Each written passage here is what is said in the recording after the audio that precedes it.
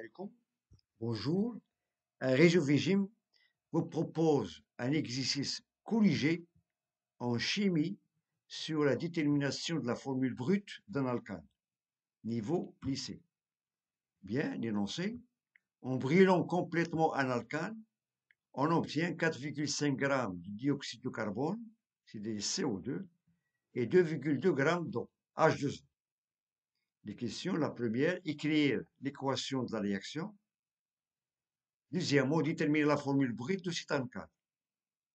Les données, on a la masse moléculaire d'hydrogène de 1 g par mol, celle d'oxygène 16 g par mol, et pour le carbone 12 g par mol. Bien.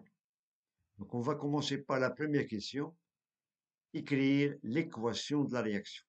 Donc c'est une réaction de combustion complète d'un alcane. Et on sait que la formule générale des alcanes, c'est que c'est la forme CxH2x plus 2.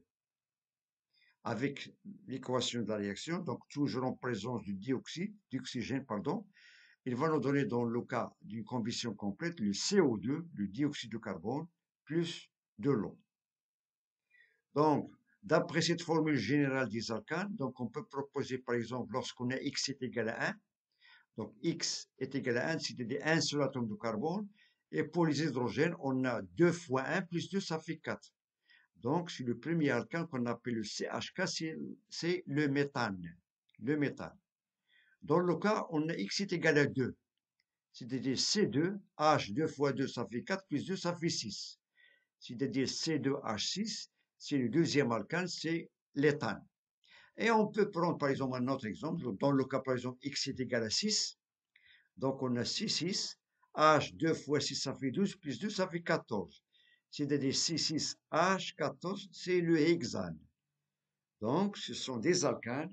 Ils ont une formule générale qui est sur la forme CxH2x plus 2. Passons maintenant à l'équilibre de cette équation, de la combustion complète. Donc, on doit équilibrer au point de V atomique pour obéir les lois de la réaction chimique. Donc, on a dans le premier membre, on a X atomes de carbone. Par contre, dans le deuxième membre, on a un seul atome de carbone. Donc, tout d'abord, on va équilibrer les atomes de carbone. Donc, on doit multiplier ici dans les produits X. Donc, pour avoir XC. La même chose dans les réactifs XC ou bien CX. Donc, les atomes de carbone sont équilibrés. Passons maintenant aux atomes d'hydrogène. On a ici 2X plus 2 atomes d'hydrogène. Par contre, dans le deuxième membre, on a 2 atomes d'hydrogène.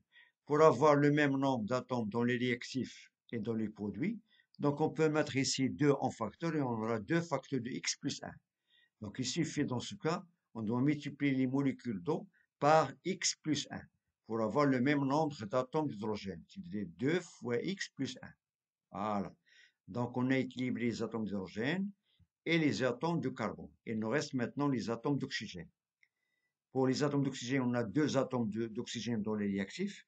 Par contre, dans les produits, on a ici 2x, voilà, plus x plus 1 fois 1, c'est-à-dire x plus 1. Donc 2x plus x plus 1, c'est-à-dire 3x plus 1. Par contre, on est ici dans le premier nombre, on est 2.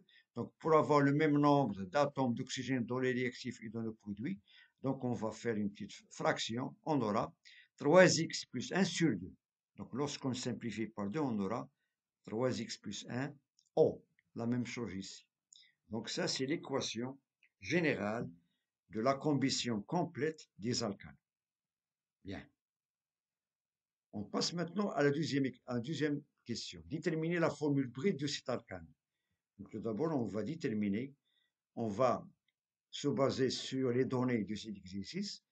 Lorsqu'on brûle, c'est-à-dire complètement un alcane, on obtient 4,5 g de dioxyde de carbone et 2,2 g d'eau. Bien, donc on nous demande maintenant de déterminer la formule brute. D'après l'équation, voilà, on a d'après l'équation de la réaction de la combustion générale de ces alcanes, donc on peut passer à la proportionnalité. Donc on sait que le nombre, ou bien le nombre de moles de cet alcane sur 1, sur le coefficient stoichiométrique, est égal au nombre de moles de dioxygène sur ce coefficient, c'est 3x plus 1 sur 2, qui est égal au nombre de moles de CO2 sur X. Voilà. Étant donné qu'on se base sur ces deux produits parce qu'on a les données, donc la quantité de matière de CO2 sur le coefficient stoichiométrique X est égale à la quantité de matière de l'eau sur X plus 1. Voilà. Et on sait que la quantité de matière de NCO2, c'est petit m sur grand M. Petit m, c'est donné, c'est 4,5, et grand M, c'est la masse molaire de cette molécule CO2. C'est-à-dire la masse molaire de CO2, c'est-à-dire c'est la somme de la masse du carbone plus 2 fois la masse d'oxygène. C'est-à-dire 12 plus 2 fois 16, ça fait 32. 12 plus 32, ça fait 44 grammes. C'est-à-dire que la masse molaire de CO2, d'après les données, bien sûr, lorsqu'on se base par les données, est égale à 44 grammes par mole. Par contre, on a ici petit m, c'est-à-dire la masse expérimentale, c'est de 4,5 grammes. Et on aura 4,5 sur 44 et on trouve 0,1 mol. C'est-à-dire que la quantité de matière de CO2 est de 0,1 mol. La même chose, on va calculer pour les molécules d'eau. Donc, on sait que la quantité de matière de H2O est égale à petit m sur grand M. Petit m, c'est donné, c'est 2,2 grammes, et grand M, c'est la masse molaire. Et on sait que la molécule d'eau est formée par 2 atomes d'hydrogène et un seul atome d'oxygène. On sait que la masse molaire de l'hydrogène est de 1 gramme par mol, donc 2 fois 1, ça fait 2, plus 16, ça fait 18. Donc on aura 2,2 sur 18, c'est-à-dire, voilà, on a la quantité de matière de l'eau. Petit m, c'est 2,2 grammes, et grand M, c'est 18 grammes par mol. Et on trouve que la quantité de matière de l'eau est de valeur 0,12 mol. 0,12 mol. Bien. Et on revient à cette relation et on aura 0,1 sur x, 0,1 sur x est égal à 0,12 sur x plus 1. Donc on doit multiplier, voilà, le numérateur par le dénominateur de deuxième fraction, on aura 0,1 fois x plus 1 est égal à 0,12 fois x. Bien, et on effectue cette égalité, on aura 0,1x plus 0,1 est égal à 0,12x, voilà. Et on fait passer au deuxième membre, on a la x facteur de 0,12 moins 0,1 qui est égal à 0,1, et on sait que 0,12 moins 0,1, c'est-à-dire 0,02x est égal à 0,1, voilà. Et on trouve que x est égal à 5. Voilà, x est égal à 5. Donc, pour déterminer la formule brute de cet alcane qui est inconnue, sachant qu'on a trouvé que x est égal à 5, c'est-à-dire on a le nombre des atomes de carbone est égal à 5, et d'après l'équation, voilà, on a x est égal à 5. Cela veut dire que on a l'alcane qui contient 5 atomes de carbone, c'est-à-dire avec cette formule de cet alcane qui est sur la forme C5 H12 pour que 12, parce qu'on a ici 2 fois 5, ça fait 10, plus 2, ça fait 12. Donc on a C5H12, et les nommés, c'est le pentane.